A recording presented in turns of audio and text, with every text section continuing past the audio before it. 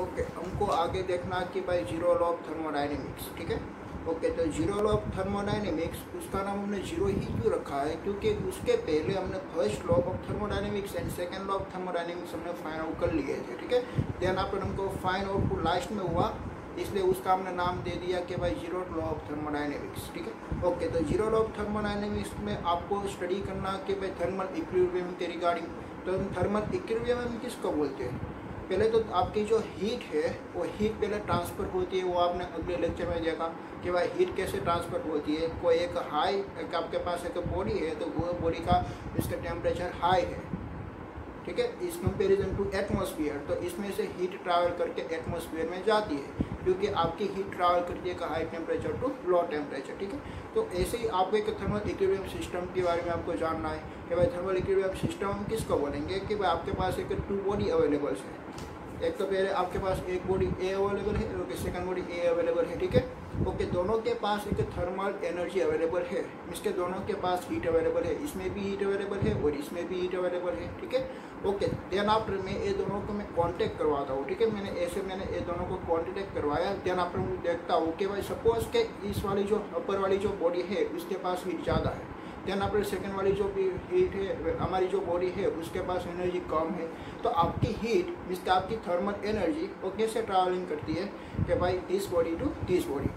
अगर आपकी जो सेकंड वाली बॉडी है इसके पास हीट ज़्यादा है और फर्स्ट वाली के पास कम है, तो हीट कहाँ से कहाँ ट्रांसफर होगी? Obviously high body to low body, ठीक है। मीन्स के ये जो बॉटम वाली जो बॉडी है इसमें से हीट जाएगी और अपर लेयर में अपर वाली बॉडी में ट्रैवलिंग करेगी, ठीक है।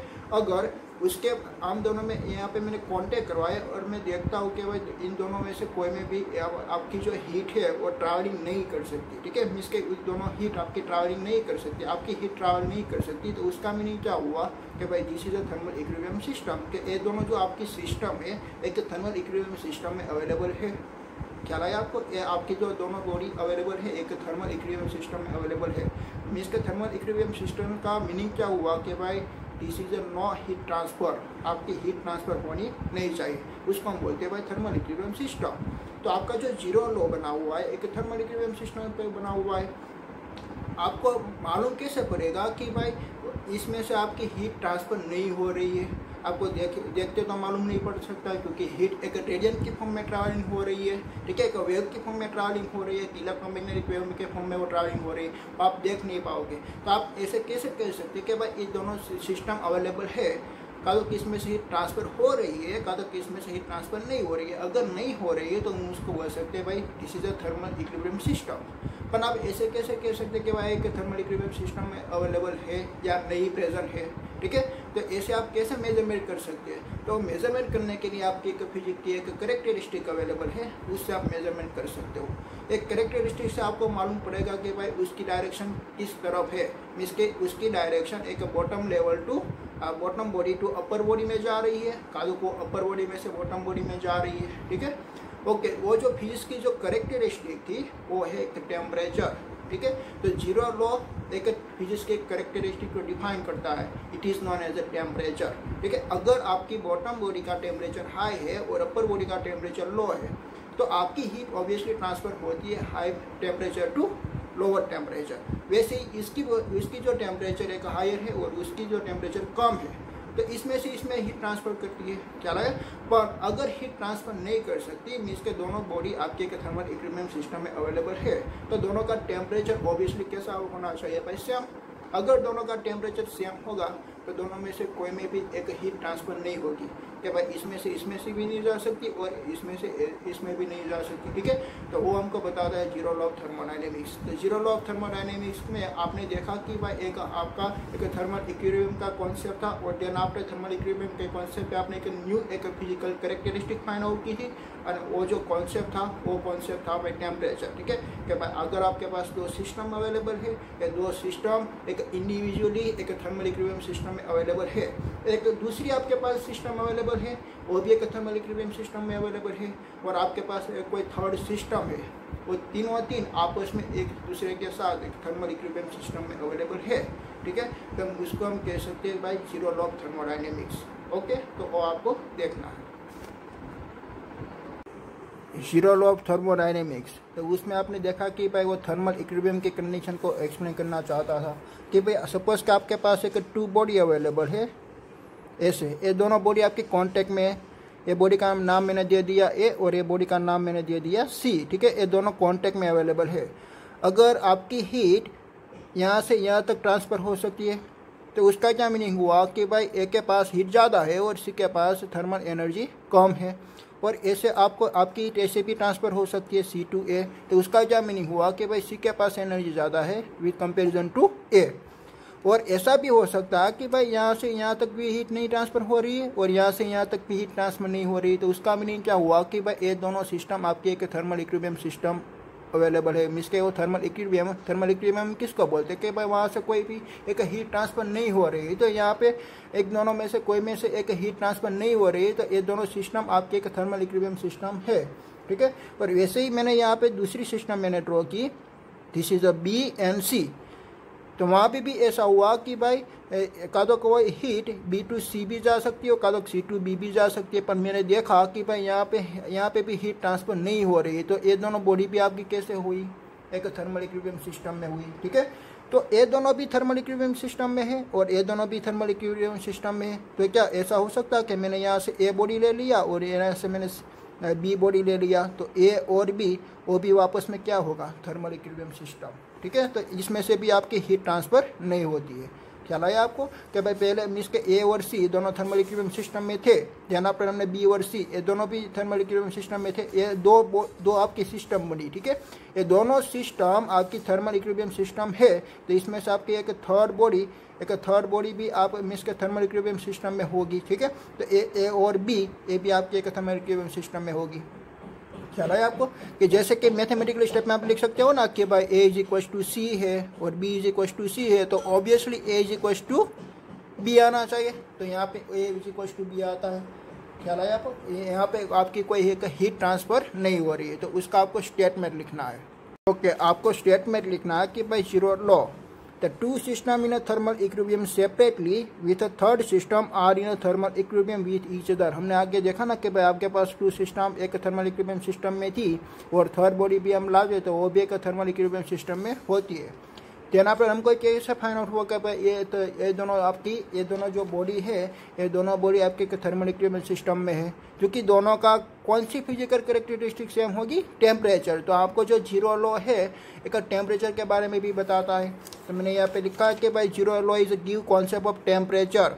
The temperature is a physical characteristic which decides the direction of the flow is thermal energy if the two systems in the contact are not in the thermal equilibrium।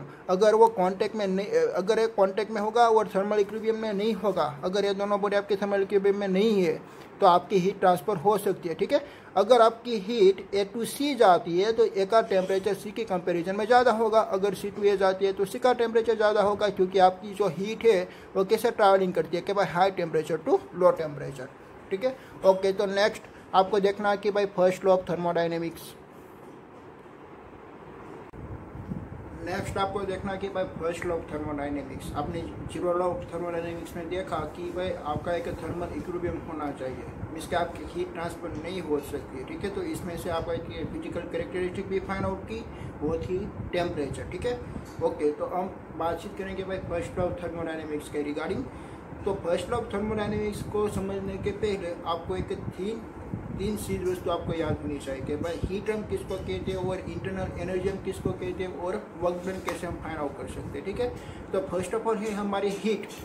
Okay, तो हम heat किसको बोलते हैं कि भाई heat हमारी एक body में से जो दूसरी बॉडी में जाएगी, तो जो हमारी फर्स्ट वाली जो बॉडी थी तो उसके पास हीट ज़्यादा होगी, मीन्स के उसके पास थर्मल एनर्जी ज़्यादा होगी। हीट क्या है, is the one type of energy, heat क्या है, is the one type of form of energy है, ठीक है। ओके, तो वो ट्रैवलिंग कर सकती है एक high temperature to low temperature. अगर एक बॉडी के पास एक हीट ज़्यादा है, अगर एक बॉडी के पास थर्मल एनर्जी ज़्यादा है, अगर एक बॉडी के पास टेम्परेचर ज़्यादा है, आप कोई भी वर्ड को यूज़ कर सकते हो, ठीक है। अगर एक बॉडी के पास थर्मल एनर्जी ज़्यादा है और दूसरी बॉडी के पास थर्मल एनर्जी कम है, ये दोनों कॉन्टैक्ट में है, ठीक है। तो एक बॉडी में से हमारी हीट ट्रैवल होकर दूसरी बॉडी में जा सकती है, it is known as a heat, ठीक है। जिसके पास हाई टेम्परेचर होगा इसमें से आपकी हीट ट्रैवल करके एक लो टेम्परेचर में जा सकती है। ठीक है। तो जो हाई एनर्जी वाली, हाई टेम्परेचर वाली, जिस बॉडी के पास हाई टेम्परेचर होगा तो आप बोल सकते हो कि भाई उसके पास एक थर्मल एनर्जी ज़्यादा है, ठीक है। और दूसरी बॉडी के पास लो टेम्परेचर है, इसलिए आप उसको बोल सकते हो भाई उसके पास एक थर्मल एनर्जी कम है। तो आपकी जो हीट है वो हाई एनर्जी से लो एनर्जी में जा सकती है। चला या એટલે मीन्स के आपके पास जो एक हाई एनर्जी वाला जो सब्सटेंस है वो एनर्जी देगा एक लो एनर्जी वाला सब्सटेंस को, एक लो टेम्परेचर वाला सब्सटेंस को, ऐसे आपकी हीट ट्रैवल करती है। ओके, तो हीट के रिगार्डिंग आपने आगे भी देखा था। ओके, और आज भी मैं भी बता रहा हूँ कि भाई हीट एक high temperature to low temperature travelling करती है। देन आपको देखना कि भाई इंटरनल एनर्जी के बारे में। ओके, तो इंटरनल एनर्जी हम किसको बोलते हैं कि भाई आपकी जो मीन्स के आपकी जो सिस्टम है, तो सिस्टम में लिक्विड भी हो सकता है, सॉलिड भी हो सकता है और वेपर भी हो सकती है, ठीक है। ओके, तो सॉलिड किसको बोलेंगे, लिक्विड किसको बोलेंगे और वेपर किसको बोलेंगे? तो आपको तो भाई याद ही होगा कि भाई सॉलिड मीन्स के कोई एक क्यूब, आपको जो सॉलिड आप देख रहे हो कि भाई सॉलिड के पास उसके पास शेप होता है, उसकी फिक्स साइज होती है, उसको हम बोलेंगे सॉलिड, ठीक है। और देन आप लिक्विड हम किसको बोलेंगे, भाई इसका कोई साइज नहीं होता है, उसके पास वॉल्यूम होता है, ठीक है। देन आफ्टर वेपर के उसके पास वॉल्यूम भी नहीं होती, उसके पास साइज भी नहीं होती है। तो ऐसे हमने तो लोअर स्टैंडर्ड में स्टडी किया था, बट अब आप मीन्स के 12th में स्टैंडर्ड में आप स्टडी कर रहे हो तो आपको थोड़ा फिजिक्स की लैंग्वेज भी बताना पड़ेगा कि भाई आप किसको सॉलिड कहेंगे, किसको लिक्विड कहेंगे और किसको वेपर कहेंगे, ठीक है। तो मैं आपको बताता हूँ कि भाई एक जो आपकी बॉडी है तो बॉडी आपकी एक सॉलिड की बनी हुई है, ठीक है। तो अब सॉलिड हम किसको बोलेंगे, भाई उसके इनसाइड एक जो इंटरमोलेक्यूल्स फोर्स होता है, क्योंकि इसके इनसाइड सभी मोलेक्यूल्स एक इक्वी डिस्टेंस पे डिस्ट्रीब्यूशन हुए, ठीक है। इक्वी डिस्टेंस पे डिस्ट्रीब्यूशन हुए और सभी मोलेक्यूल्स के पास एक एट्रैक्टिव फोर्स होता है, एक attractive force, this is known as the intermolecules force. तो इंटरमोलेक्यूल्स फोर्स आपका एट्रैक्टिव फोर्स होता है, ठीक है। ओके, ये जो सभी मोलेक्यूल्स है तो सभी मोलेक्यूल्स के पास एक मास की भी क्वांटिटी होती है, एक मास भी होता है, ठीक है। तो उसके पास भी मास है, उसके पास भी मास है, सभी पार्टिकल्स के मास अवेलेबल है। और आपने 11th में ऐसा भी स्टडी किया था कि भाई जिस पार्टिकल के पास मास अवेलेबल है तो उस पार्टिकल के एक दूसरा भी फोर्स लगता है, वो है आपका ग्रेविटेशनल फोर्स जो अर्थ लगा रही है, ठीक है, इस डाउनवर्ड डायरेक्शन में। तो ये जो पार्टिकल्स है तो ये पार्टिकल्स ऊपर ग्रेविटेशनल फोर्स नहीं लगता है, ऑब्वियसली लगता होगा। तो वो पार्टिकल्स वो नीचे क्यों नहीं आता, वो यहाँ पे ही क्यों रहता है? क्योंकि वो जो पार्टिकल है वो पार्टिकल पे सभी सारे पार्टिकल्स भी फोर्स लगा रहा है, ए बी पार्टिकल्स फोर्स लगा रहा है, ए बी पार्टिकल्स फोर्स लगा रहा है, ए बी पार्टिकल फोर्स लगा रहा है, ठीक है। कौन सा फोर्स और लग रहा है? एक एट्रैक्टिव फोर्स। जो एट्रैक्टिव फोर्स है मीन्स के इंटरमोलेक्यूल्स एट्रैक्टिव फोर्स यहाँ पे उसकी स्ट्रेंथ ज़्यादा है with comparison to gravitational force. Gravitational force भी लग रहा है पर उसकी कंपैरिजन मीन्स के उसकी जो स्ट्रेंथ है, ग्रेविटेशनल फोर्स की जो इफेक्ट है वो इफेक्ट कम है इस comparison to the attractive force, इसलिए वो पार्टिकल यहाँ से नीचे नहीं ट्रैवलिंग करता।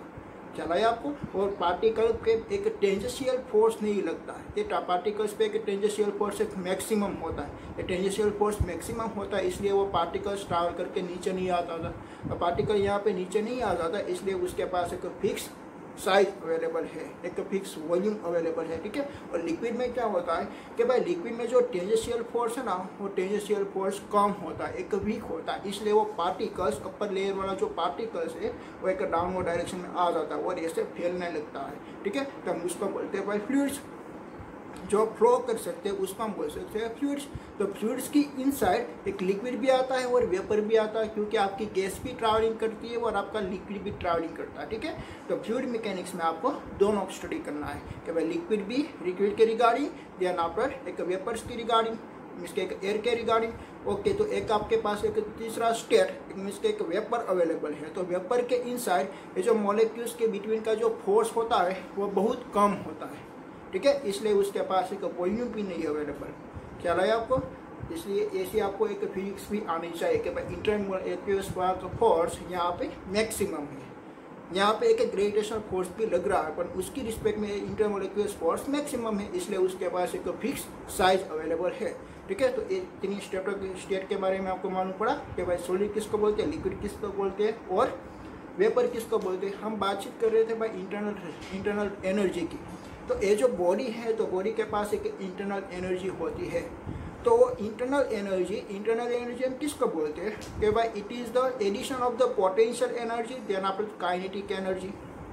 ओके, तो ये जो आपकी जो इंटरनल एनर्जी है तो इंटरनल एनर्जी का टू कंपोनेंट्स अवेलेबल है। One is a potential energy and second is a kinetic energy. Okay, तो पोटेंशियल एनर्जी हम किसको बोलेंगे?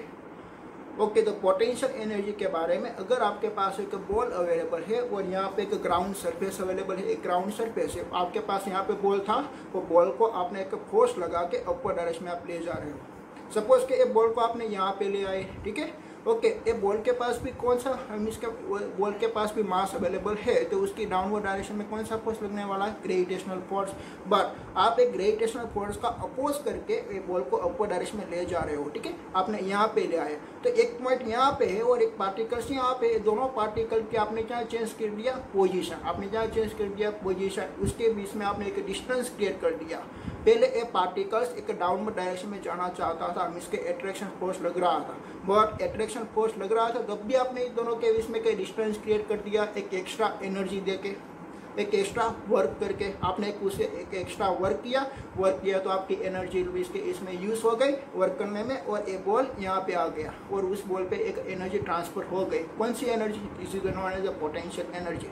और वैसे ही आपके एक एटम के स्ट्रक्चर में होती है कि भाई एक प्रोटॉन होते हैं और एक इलेक्ट्रॉन होते हैं, तो प्रोटॉन और इलेक्ट्रॉन के बीच में ऑब्वियसली अट्रैक्शन फोर्स लगता है, बट आप क्या कर रहे हो? एक्स्ट्रा वर्क करके आप इलेक्ट्रॉन को थोड़े दूर ले जा रहे हो। आप इलेक्ट्रॉन के थोड़े दूर ले जा रहे हो। क्या लाया? प्रोटॉन आपका एक सेंटर में होता है और इलेक्ट्रॉन थोड़ा दूर होता है, तो उसके बीच में जो डिस्टेंस क्रिएट हुआ है वो डिस्टेंस आपने एनर्जी दे के किया है, ठीक है। तो वो जो एनर्जी आपने दी तो वो एनर्जी कहाँ पे स्टोर होती है? This is known as a potential energy, ठीक है।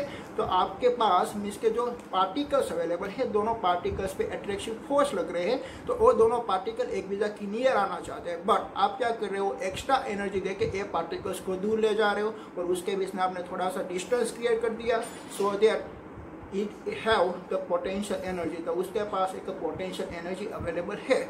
तो potential energy only for attractive force पे ही लगती है, रिपल्सिव फोर्स पे नहीं लगती। इसके मैंने दो प्रोटॉन ले लिया तो उसके बीच में कौन सा फोर्स लगने वाला है? Repulsive force. रिपल्सिव फोर्स लगेगा तो एक दूसरे से वो दूर जाता है, एक दूसरे से दूर जाता है तो इन्फिनाइट डिस्टेंस पे जाएगा।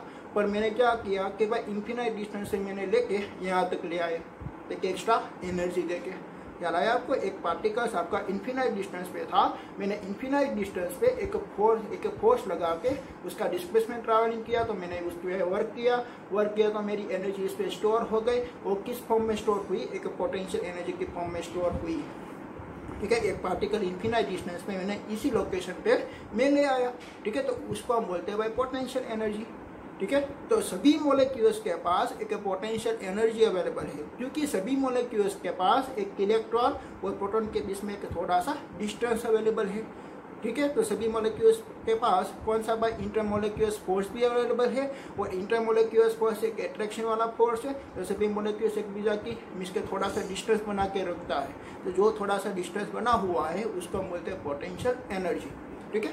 ओके, देन आफ्टर आपको स्टडी करना है कि भाई काइनेटिक एनर्जी। हम काइनेटिक एनर्जी किसको बोलेंगे? भाई आपके पास एक सिस्टम अवेलेबल है, एक बॉडी अवेलेबल है, का तो आपके पास कोई एक पार्टिकल्स अवेलेबल है, या पार्टिकल के पास एक मास की क्वांटिटी भी अवेलेबल है। अगर इस पार्टिकल के पास मास है और ये मोशन कर रहे हैं ऐसे, तो उसके पास ओब्वियसली एक वेलोसिटी भी अवेलेबल है। तो जो पार्टिकल के पास एक वेलोसिटी अवेलेबल होती है तो उसके पास एक मोमेंटम भी अवेलेबल होती है, मोमेंटम P = mv। अगर कोई भी पार्टिकल के पास मोमेंटम अवेलेबल है तो उसके पास एक एनर्जी अवेलेबल है, वो एनर्जी हम बोलेंगे भाई this is a kinetic energy.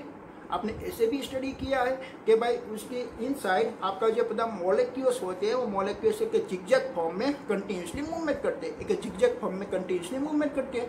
तो जो कंटिन्यूसली मूवमेंट करते हैं तो ऑब्वियसली उसके पास एक काइनेटिक एनर्जी भी अवेलेबल है। तो उसके पास ये जो टोटल इंटरनल एनर्जी अवेलेबल है, तो टोटल एनर्जी हम इंटरनल एनर्जी हम किसको बोलेंगे भाई? पोटेंशियल एनर्जी और प्लस काइनेटिक एनर्जी, ठीक है। ओके, तो देन आफ्टर आपको देखना है कि भाई आपके पास 2 वाटर का ग्लास अवेलेबल है, 2 वाटर का ग्लास अवेलेबल है, और आपको देखना है कि भाई कौन से ग्लास में इंटरनल एनर्जी ज़्यादा है और कौन से ग्लास में इंटरनल एनर्जी कम है। आप कैसे मेजरमेंट कर पाओगे? मैंने तो आपको ऐसे बता दिया कि भाई इंटरमोलेक्यूल्स इसके जो फोर्स लगता है वो इंटरमोलेक्यूल्स फोर्स लगने के बावजूद भी वो एक पर्टिकुलर एक डिस्टेंस बनाता है, इसलिए उसके पास एक पोटेंशियल एनर्जी अवेलेबल है। देन आफ्टर वो जो मोलेक्यूल्स है, एक मोलेक्यूल्स मूवमेंट करता है तो उसके पास एक काइनेटिक एनर्जी अवेलेबल है। तो आपके पास दो ग्लास है, दोनों ग्लास में आपने लिक्विड भरा हुआ है, इसके दोनों में आपने वाटर ही भरा हुआ है, और आपको बताना है कि भाई दोनों ग्लास में इंटरनल एनर्जी सेम है या किसी ग्लास में इंटरनल एनर्जी ज़्यादा है और किसी ग्लास में इंटरनल एनर्जी कम है। आप कैसे बताओगे? ठीक है, तो मैं आपको बताता हूँ कि भाई दोनों पार्टिकल्स में एक वाटर अवेलेबल है। वाटर अवेलेबल है तो दोनों वाटर का जो इंटर एटॉमिक जो डिस्टेंस होता है वो डिस्टेंस सेम होता है, वो सॉलिड से थोड़ा ज़्यादा होता है। सॉलिड में क्या होता है, इंटरमोलेक्यूल्स का जो डिस्टेंस है वो कम होता है। ठीक है, और अगर भी जो आपका जो सॉलिड हुआ, आपका एक आइस क्यूब, आपके पास एक आइस क्यूब है और उसको आप थर्मल एनर्जी दे रहे हो। मैं क्या बता रहा हूँ, आपके पास एक आइस क्यूब है और उसको आप थर्मल एनर्जी दे रहे हो, तो आप देखोगे भाई 0 डिग्री से उसका एक टेम्परेचर ज़्यादा हो जाएगा, देन आफ्टर वो एक उसका स्टेट चेंज होकर वो एक लिक्विड बन जाएगा, वो एक वाटर बन जाता है। ऐसा क्यों होता है?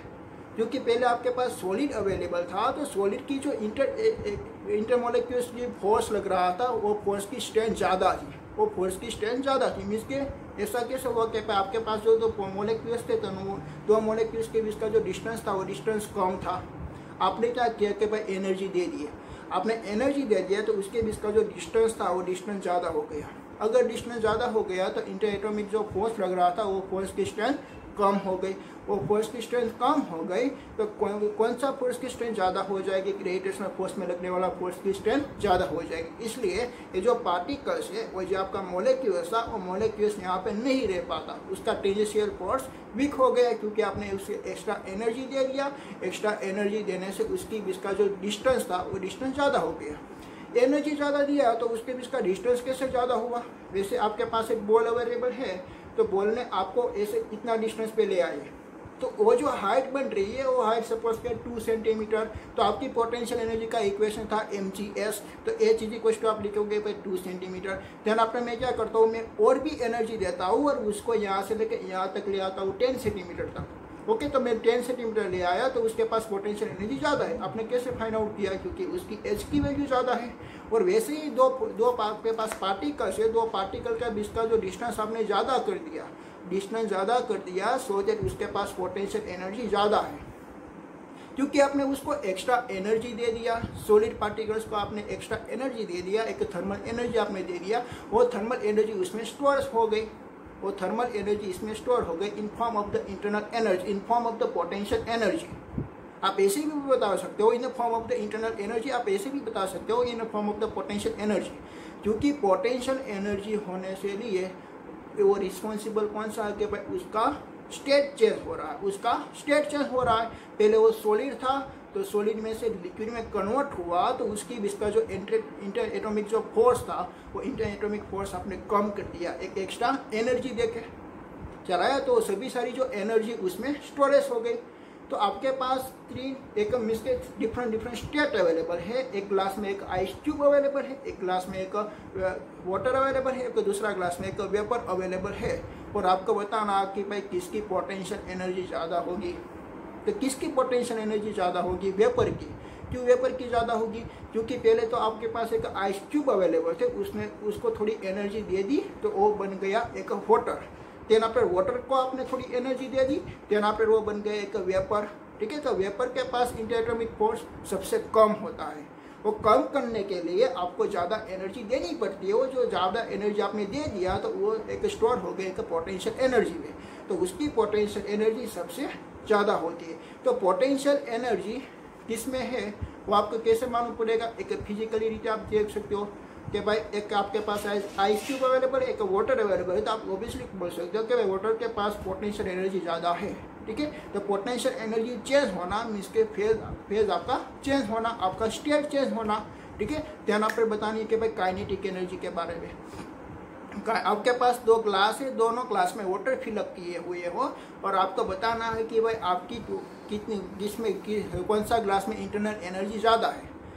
तो आपने देखा कि भाई दोनों ग्लास में वाटर फिलअप हुए है, मीन्स के दोनों ग्लास में एक लिक्विड है, तो आपकी पोटेंशियल एनर्जी तो दोनों में सेम हो गई। देन आप आपको फाइंड आउट करना कि भाई काइनेटिक एनर्जी, तो आप काइनेटिक एनर्जी कैसे फाइंड आउट कर पाओगे।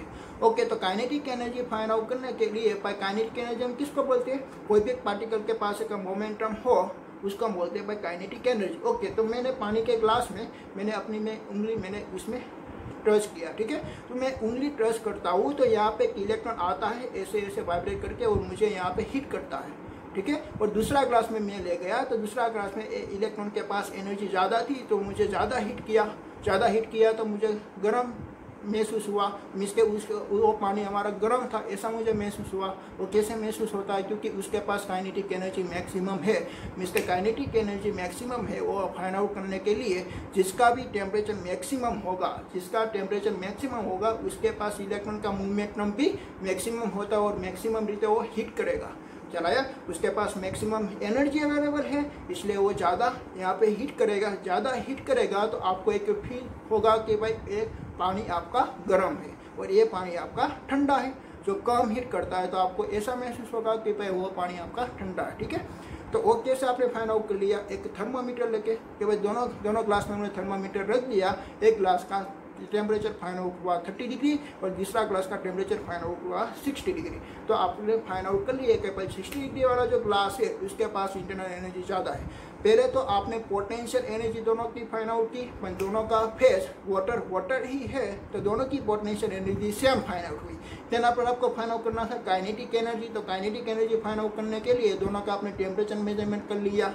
चलाया, तो एक का टेम्परेचर ज़्यादा हुआ तो वो जो वाला जो मॉलिक्यूल्स था तो वो मॉलिक्यूल्स के पास काइनेटिक एनर्जी ज़्यादा थी इसलिए आपको एक गर्म फील हुआ, ठीक है। ओके, तो ऐसे उसकी जो इंटरनल एनर्जी थी वो इंटरनल एनर्जी सबसे ज़्यादा थी। तो इसी बात से आपको क्या मालूम पड़ा कि भाई जो आपके पास मीन्स के पोटेंशियल एनर्जी आपको फाइंड आउट करनी है तो पोटेंशियल एनर्जी है डिपेंडेंट ऑफ द फेज।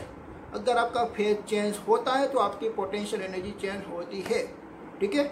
अगर आपका दोनों ग्लास वाटर का भरा हुआ है तो उसके पास ऑब्वियसली पोटेंशियल एनर्जी कांस्टेंट है, ठीक है। पर वो जो पोटेंशियल एनर्जी कांस्टेंट है, दोनों ग्लास की पोटेंशियल एनर्जी कांस्टेंट थी, देन आफ्टर आपका एक ग्लास की काइनेटिक एनर्जी ज़्यादा थी।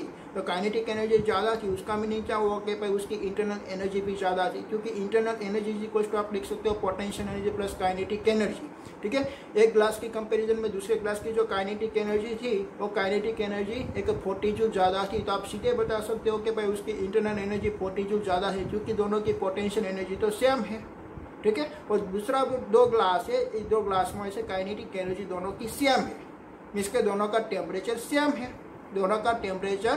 है, बट एक लिक्विड है और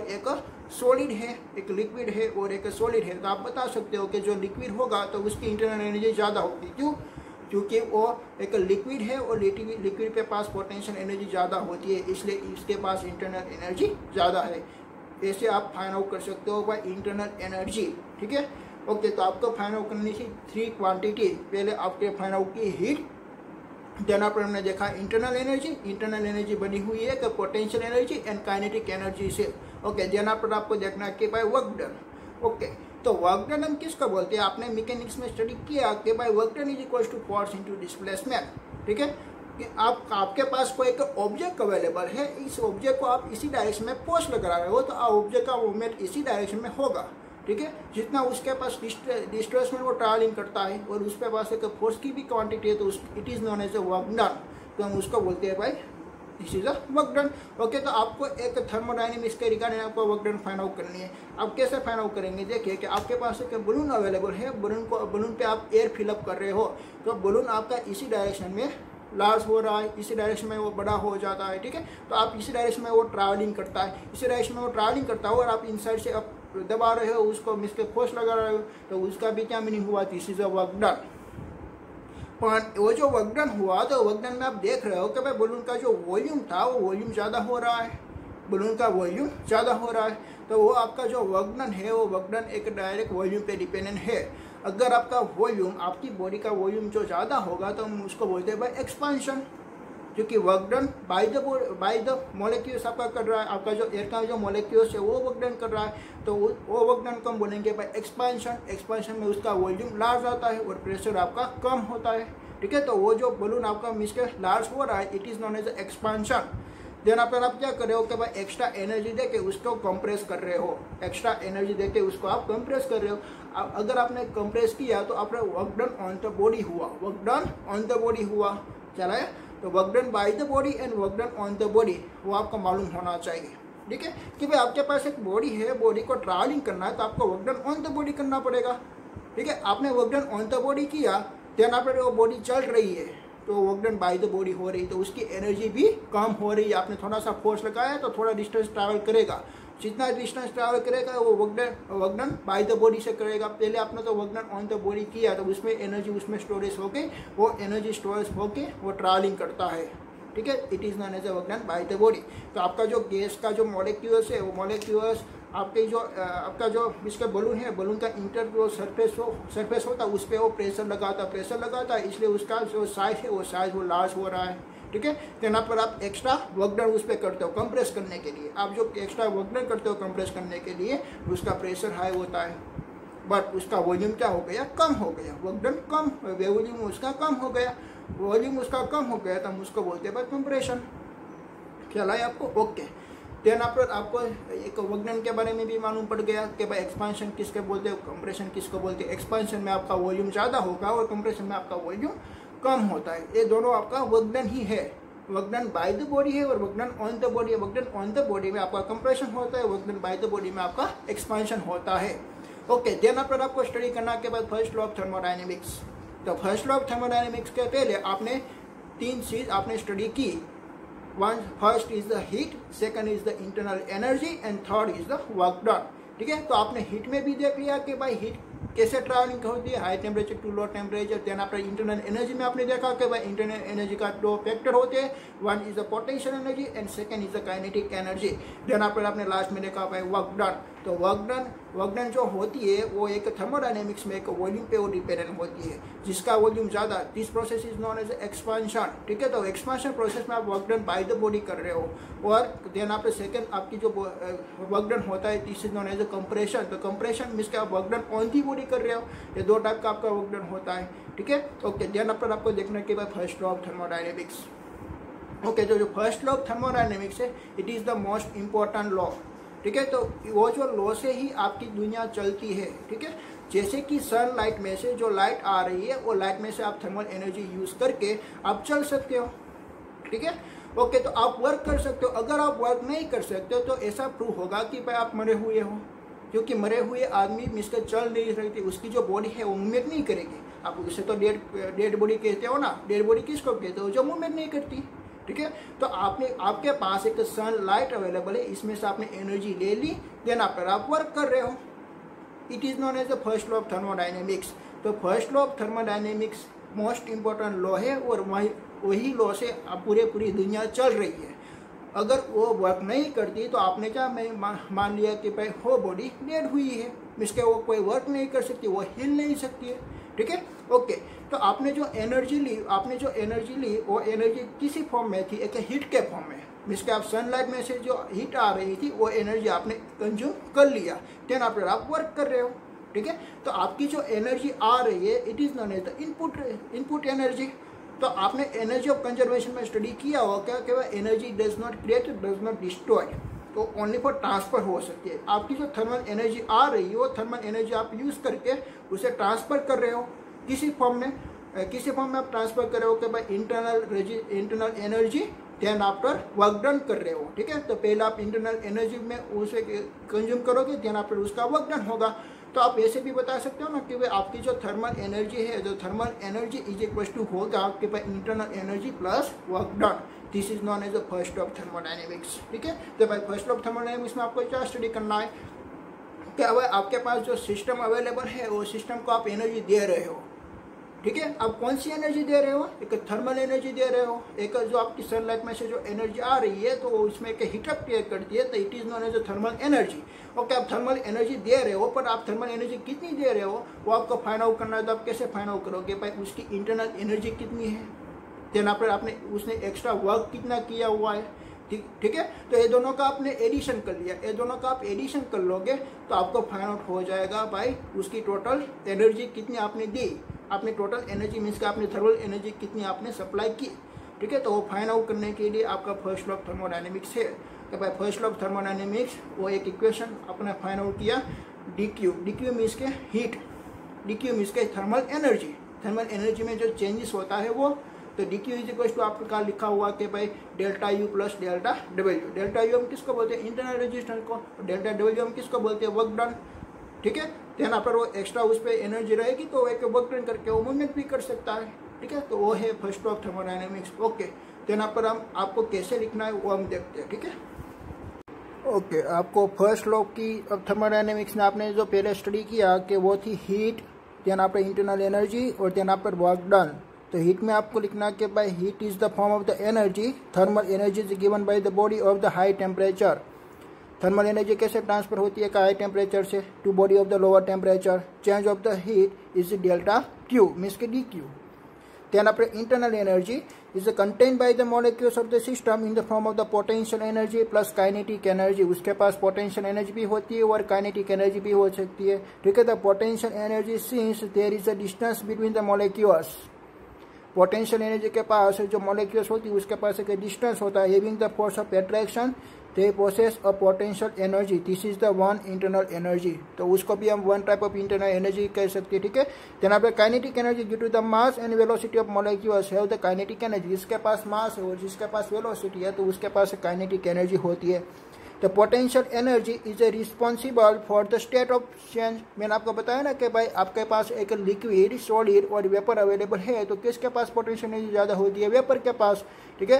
कि जिसके इंटरमोलिक्यूल्स फॉर जिसका कम उसके पास पोटेंशियल एनर्जी ज़्यादा होती है, क्योंकि कम आपने किया एक एनर्जी देख के, ठीक है, कम नहीं था। Then after kinetic energy is increase so the temperature is increase.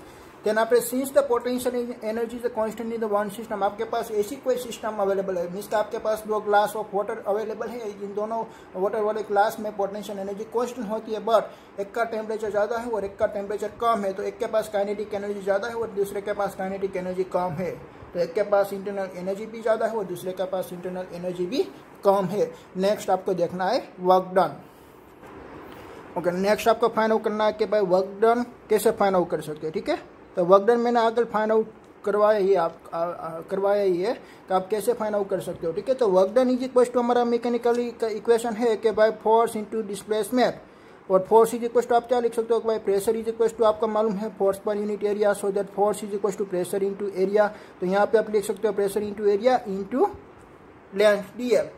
तो यहाँ पे उसका स्मॉल डिस्प्लेसमेंट हो रहा है इसलिए, और एरिया क्रॉस सेक्शनल एरिया होता है और स्मॉल डिस्प्लेसमेंट हो रहा है इसलिए उसका आपका जो वॉल्यूम है वॉल्यूम हम किसको बोलते हैं, एरिया इनटू लेंथ को, ठीक है।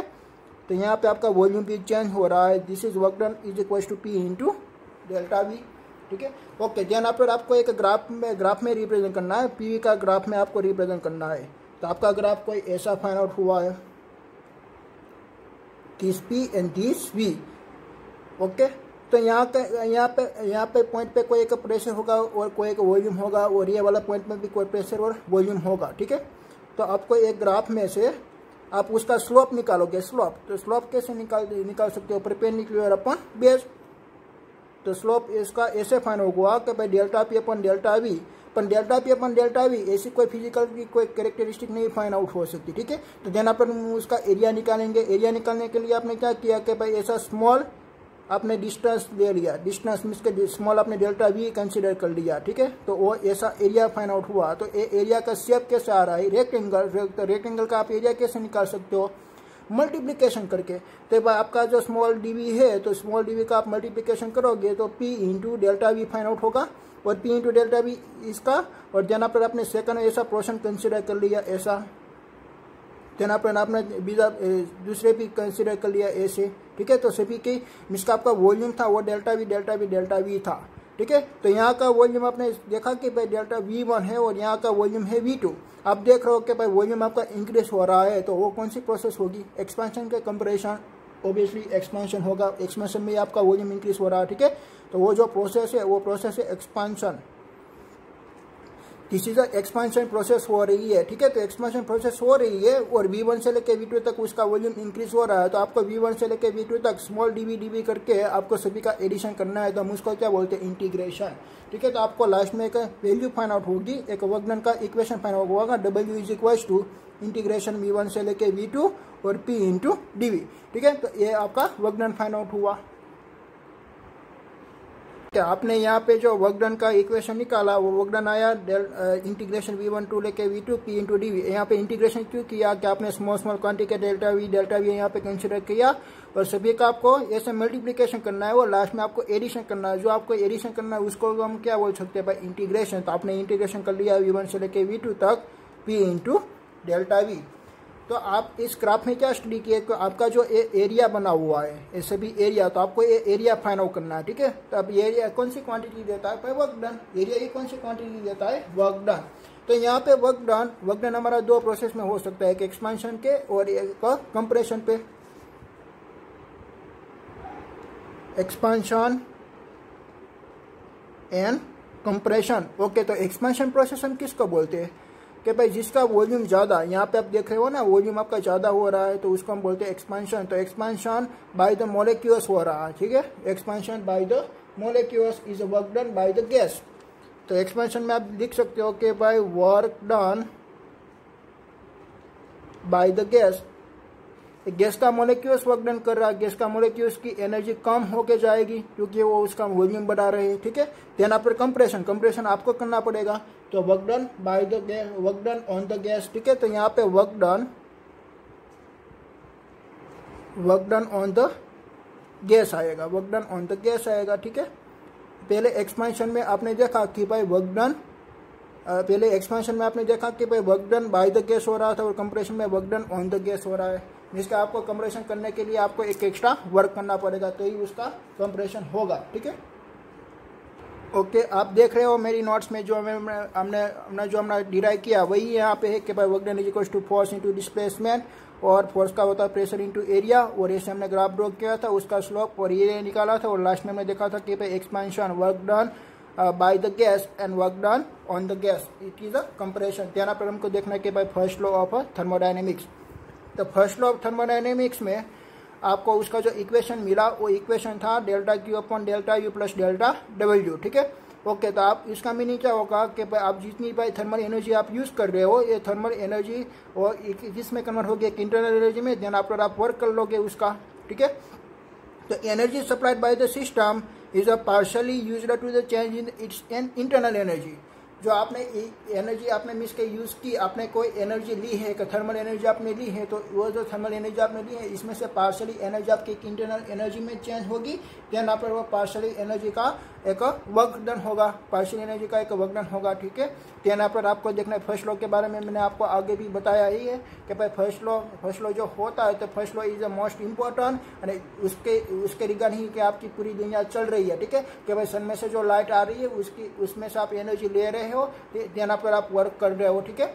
ओके, तो आपकी जो एनर्जी ले रहे हो this is known as a thermal energy. तो थर्मल एनर्जी यहाँ पे हीट के फॉर्म में, इसलिए यहाँ पे डेल्टा क्यू लिखा हुआ है। इसमें से थोड़ी एनर्जी आप इंटरनल एनर्जी में यूज कर लोगे, देन आप उसका वर्क डन होगा, ठीक है। ओके, देन आप आपको उसकी एप्लीकेशन देखनी है, एप्लीकेशन ऑफ फर्स्ट लॉ।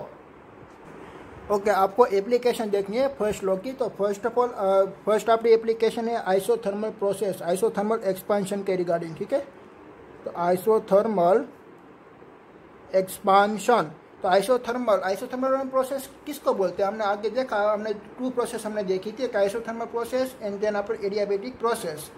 तो आइसोथर्मल प्रोसेस किसको बोलते हैं कि भाई जिसका टेम्परेचर कांस्टेंट हो, कि भाई डेल्टा टी मीन्स के चेंज ऑफ टेम्परेचर जीरो आएगा। अगर टेम्परेचर कांस्टेंट होता है तो डेल्टा टी ऑब्वियसली क्या आता है भाई, जीरो आता है, ठीक है। तो डेल्टा टी जीरो आएगा। हमारा फर्स्ट लॉ का इक्वेशन क्या था, delta Q is equal to delta U plus delta W, delta U plus delta W, ठीक है।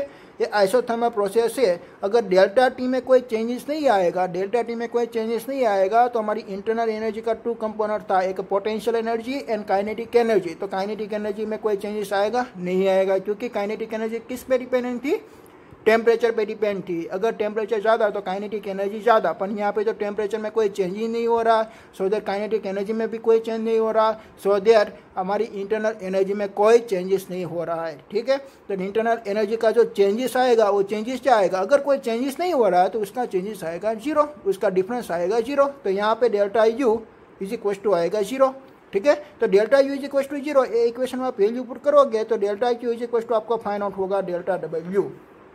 तो उसका क्या मीनिंग हुआ कि भाई आपने जो हीट एनर्जी उसको सप्लाई की है वो पूरे की पूरी हीट एनर्जी आपके एक वर्क डन में कन्वर्ट हो गई है। कोई भी आपकी हीट एनर्जी एक इंटरनल एनर्जी में एब्जॉर्ब नहीं हुई है। ठीक है, तो आपको कोई भी एक प्रोसेस करनी है कि भाई थर्मल एनर्जी में आपको एक थर्मल एनर्जी यूज़ करके आपको कोई एक मैकेनिकली डिवाइस बनाना है। ठीक है, तो आप कौन सी प्रोसेस यूज़ करोगे भाई, आइसोथर्मल एक्सपेंशन, क्योंकि आइसोथर्मल एक्सपेंशन एक ऐसी प्रोसेस है कि आप जितनी भी एनर्जी दोगे, आपने जितनी एनर्जी इनपुट की इतनी सभी एनर्जी वर्क डन में यूज़ कर लिया। ठीक है, सभी एनर्जी उसने वर्क डन में यूज़ कर लिया। वो ऐसा नहीं बनता कि भाई उसने थोड़ी एनर्जी इंटरनल एनर्जी में दे दिया, क्योंकि इंटरनल एनर्जी तो यहाँ पे जीरो है। ठीक है, तो उसकी जो एफिशिएंसी आती है वो एफिशिएंसी ज़्यादा आती है, जितनी एनर्जी आप दे रहे हो वो पूरे का पूरा वो वर्क डन कर लेती है।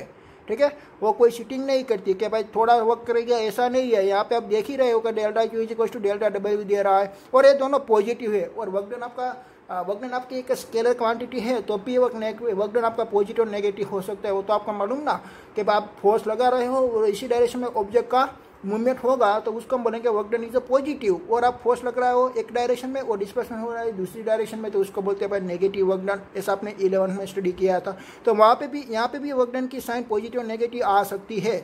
और कैसे आएगी देखिए, यहाँ पे आप हीट एनर्जी दे रहे हो ना, यहाँ पे आप एक्स्ट्रा एनर्जी दे रहे हो, तो इसमें आपकी जो थर्मल एनर्जी है तो थर्मल एनर्जी ऐड हो गई इसलिए तो वो प्लस आ रही है, ऐड हो गई तो इसलिए वो प्लस आ रही है। ठीक है, और देन अपन यहाँ पे क्या लिख रहा है कि भाई एक्सपेंशन, तो एक्सपेंशन का क्या मीनिंग हुआ कि भाई आपका वॉल्यूम इंक्रीज हो रहा है, आपका वॉल्यूम इंक्रीज हो रहा है। अगर आपका वॉल्यूम इंक्रीज हो रहा है तो वर्क डन का इक्वेशन होता है ना कि भाई W is equal to P into delta V. तो आप अगर आपका वॉल्यूम इंक्रीज हो रहा है सो दैट वर्क डन भी पॉजिटिव आएगा, इसलिए यहाँ पे दोनों क्वांटिटी कैसे आ रही है, पॉजिटिव।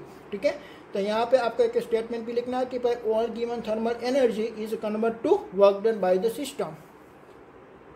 ऑल गिवन एनर्जी और गिवन थर्मल एनर्जी, आप एक थर्मल एनर्जी दे रहे हो तो all given by thermal energy is convert to work done by the system, to work done by system. और पूरे की पूरी आपकी जो एनर्जी थी थर्मल एनर्जी वो पूरे की पूरी का वर्क डन में कन्वर्ट हो गई।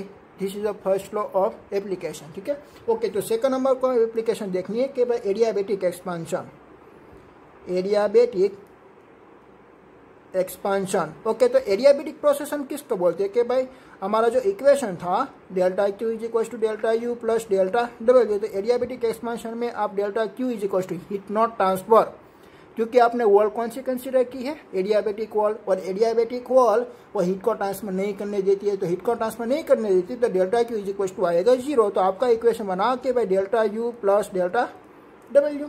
ओके, तो मैं उसको क्या करता हूँ कि भाई डेल्टा डब्ल्यू को यहाँ पे रखता हूँ, डेल्टा यू को उसका ले जाता हूँ तो वो आएगा नेगेटिव। यहाँ पे आप देख रहे हो कि आपका वर्क डन पॉजिटिव आ रहा है, तो वर्क डन पॉजिटिव कब आएगा, जब एक्सपेंशन प्रोसेस होगा तब। आपको साइन कंजर्वेशन भी याद रखना पड़ेगा कि भाई एक्सपेंशन प्रोसेस में आपको ओनली पर वॉल्यूम देखना है। ठीक है, पर एक्सपेंशन प्रोसेस में वॉल्यूम इंक्रीज हो रहा है, अगर वॉल्यूम इंक्रीज होता है तो वर्क डन आपका आएगा पॉजिटिव। अगर आपका वॉल्यूम डिक्रीज हो रहा है मीन्स कि आपकी कंप्रेशन प्रोसेस में एक वॉल्यूम आपका डिक्रीज हो रहा है और प्रेशर इंक्रीज हो रहा है, तो इसमें आपका वॉल्यूम डिक्रीज हुआ सो दैट आपका वर्क डन आएगा नेगेटिव। ठीक है, पर यहाँ पे एक्सपेंशन हो रहा है, डेल्टा डब्ल्यू पॉजिटिव का क्या मीनिंग हुआ कि भाई एक्सपेंशन, तो ये प्रोसेस को हम क्या बोलेंगे, एडियाबेटिक एक्सपेंशन।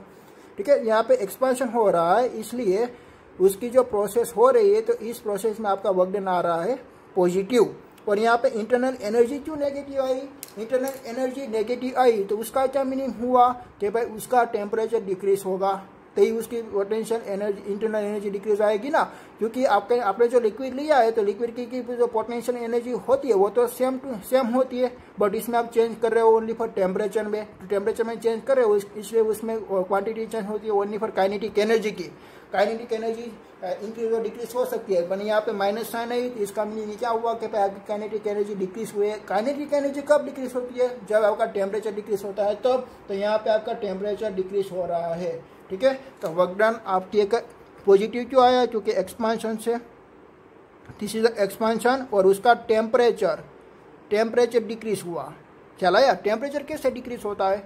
देखिए यहाँ पे आपकी कोई एक ग्लास की एक ट्यूब अवेलेबल है और ग्लास की ट्यूब का क्रॉस सेक्शनल एरिया इतना स्मॉल है और एडियाबैटिक प्रोसेस कैसी होती है? स्लो प्रोसेस होती है कि सडन प्रोसेस होती है? सडन प्रोसेस होती है। ऐसा भी हमने देखा था कि भाई adiabatic process is not slow but it is a sudden process. Sudden means के यहाँ से गैस आएगी और फास्ट यहाँ से चली जाएंगी, पर हमने क्या मैकेनिज्म लगा दिया कि यहाँ पे हमने क्रॉस सेक्शनल एरिया ज़्यादा कर दिया। ऐसा पहले यहाँ से एयर हमने इनपुट की हाई प्रेशर से इनपुट की, मीन्स के उसकी प्रोसेस है सडन, उसकी प्रोसेस सडन है इसलिए यहाँ से एयर हाई प्रेशर से आई, देन हमने सडनली उसका एरिया क्रॉस सेक्शनल वॉल्यूम, हमने वॉल्यूम उसका लार्ज कर दिया। वॉल्यूम लार्ज करने से क्या होगा?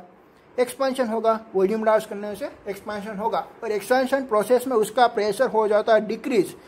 अगर प्रेशर डिक्रीज हो जाता है, अगर यहाँ से एक लिक्विड आ रहा है तो लिक्विड का कन्वर्ट हो जाएगा एक आइस ट्यूब में। क्यों आइस ट्यूब में कन्वर्ट हो जाएगा? क्योंकि उसका प्रेशर डिक्रीज हुआ और उसकी इंटरनल एनर्जी भी डिक्रीज हुई।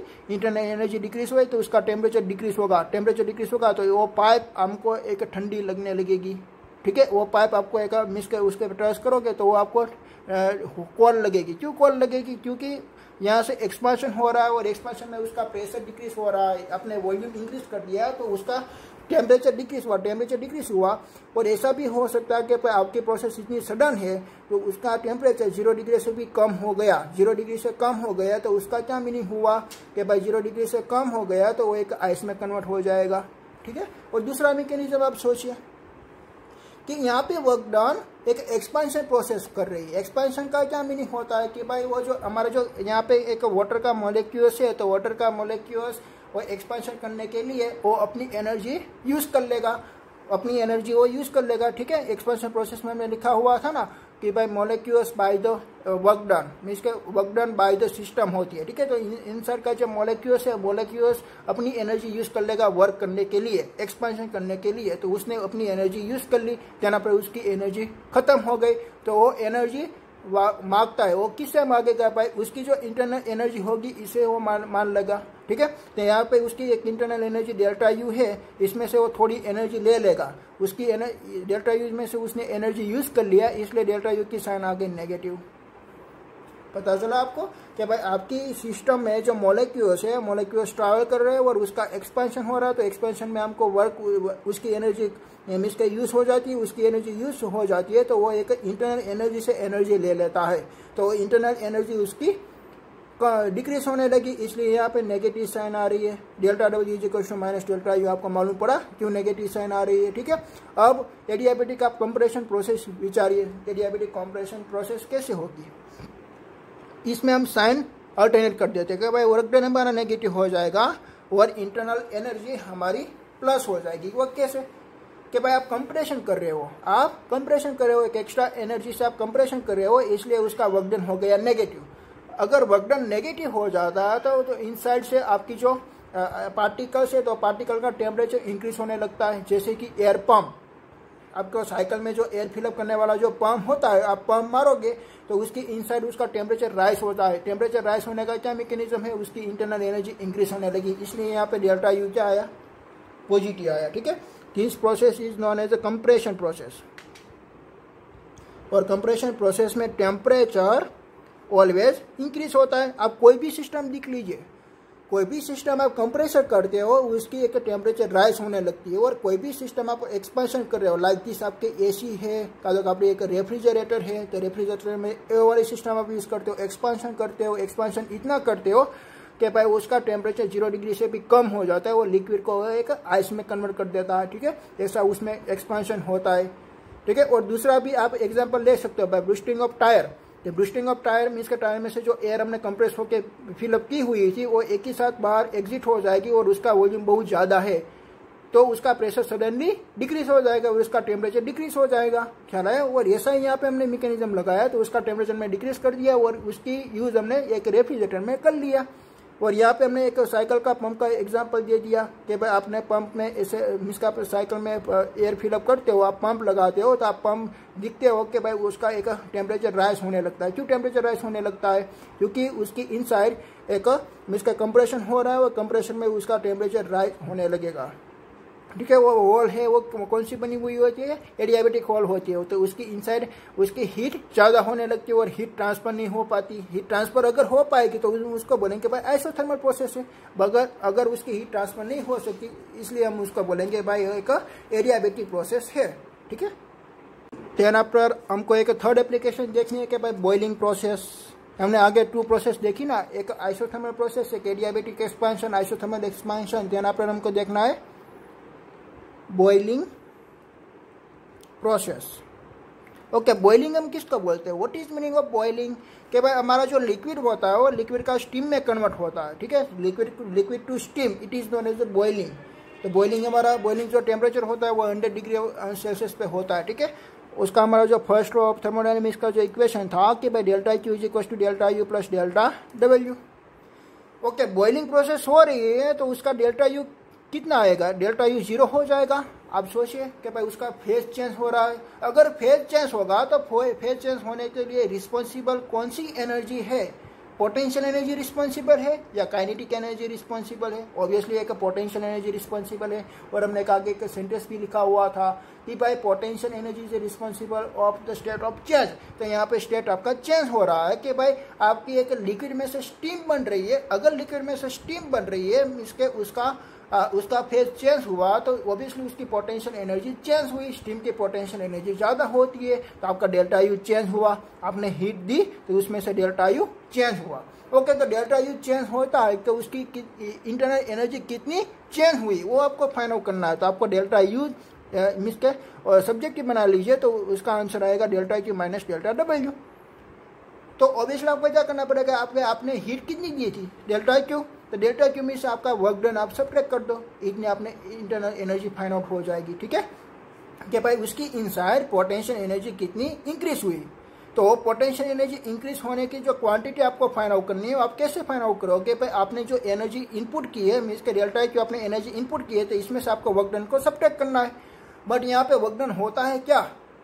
ऑब्वियसली होता है क्योंकि आपका जो पहले पार्टिकल्स था वो पार्टिकल एक वाटर एलिमेंट थे। तो वाटर एलिमेंट का स्टीम में कन्वर्ट होना मीन्स उसका वॉल्यूम ऑब्वियसली उसका इंक्रीज हो जाएगा। आपका 1 ग्लास वाटर है तो 1 ग्लास वाटर की आप अगर स्टीम बनाओगे तो आपकी स्टीम ओनली फॉर 1 ग्लास ही नहीं बनेगी, 2 ग्लास बनेगी, 3 ग्लास बनेगी। ठीक है। तो उसकी स्टीम का वॉल्यूम ज़्यादा हो गया। अगर वॉल्यूम ज़्यादा हो गया तो यहाँ पे आपका डेल्टा डब्ल्यू भी चेंज हुआ।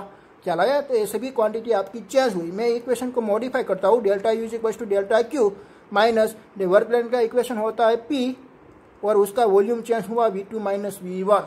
ठीक है। ऐसा मैंने इक्वेशन उसका मॉडिफाई कर दिया। This process is known as a boiling process. Last application आपकी है कि भाई मेल्टिंग प्रोसेस। Melting process. ओके, तो मेल्टिंग प्रोसेस के रिगार्डिंग आप सोचिए। पर मेल्टिंग हम किसको बोलते हैं? Solid to liquid. Solid to liquid एक आपके पास एक आइस क्यूब अवेलेबल है, उसमें आपने एक थर्मल एनर्जी दे दिया तो उसका कन्वर्ट हो जाएगा एक वाटर एलिमेंट में। ठीक है। तो उसकी मैं इक्वेशन लिखता हूँ delta Q is equal to delta U plus delta W. Okay, अब आप सोचिए कि भाई सॉलिड टू लिक्विड तो ऑब्वियसली उसकी पोटेंशियल एनर्जी चेंज हुई क्योंकि उसकी फेज चेंज हुई है, पोटेंशियल एनर्जी चेंज हुई है। सो द डेल्टा यू भी चेंज हुआ और आपने हीट भी दे दी तो डेल्टा क्यू भी चेंज हुआ। क्या उसका वॉल्यूम में कोई चेंजेस आता है क्या? सॉलिड टू लिक्विड में वॉल्यूम में डिफरेंस नहीं आता है, बहुत कम आता है, 0.001%। अगर आपके पास एक 1 किलोग्राम का एक आइस क्यूब अवेलेबल है उसका आप वाटर में कन्वर्ट करोगे तो उसका वाटर का भी आप मिसके उसके मास क्वांटिटी फाइंड आउट करोगे तो 1 लीटर जितना वाटर आपको मिलेगा। ख्याल आया आपको? 1 किलोग्राम का मास का भी वाटर आपको मिलेगा, वो भी आपको 1 लीटर जितना ही मिलेगा। उसकी वॉल्यूम में कोई चेंजेस नहीं आता। उसका वॉल्यूम में चेंजेस ओनली फॉर 0.001% आता है। अगर वॉल्यूम में चेंजेस नहीं आता है तो हमारा जो V2 माइनस V1 था तो वो तो दोनों इक्वल ही हो गए, तो उसका आंसर 0 आ जाएगा। तो यहाँ पे delta W is equal to 0 होता है, delta W is equal to 0। तो यहाँ पे delta Q is equal to delta U. तो उसका क्या मीनिंग हुआ कि आपने जितनी एनर्जी उसको सप्लाई की वो सभी एनर्जी उसने इंटरनल एनर्जी में कन्वर्ट कर ली। इंटरनल एनर्जी ने सभी उसकी एनर्जी यूज कर ली। इंटरनल एनर्जी किस में यूज कर लेगा? उसका स्टेट चेंज करने में, उसका स्टेट चेंज करने में, ठीक है। तो यहाँ पे उसका स्टेट चेंज हुआ है, यहाँ पे उसका वॉल्यूम चेंज होने वाला नहीं है। ये सभी सारी आपने एप्लीकेशन देखी। और फर्स्ट ऑफ ऑल आपने एप्लीकेशन देखी थी isothermal, then after adiabatic, then after आपका बॉइलिंग प्रोसेस और लास्ट वाली मेल्टिंग प्रोसेस।